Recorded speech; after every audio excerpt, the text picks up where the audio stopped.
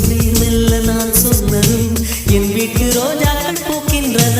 ஒரு நாள் உன்னை காணாவிடில் எங்கே உன் அன்பென்று கேட்கின்றன.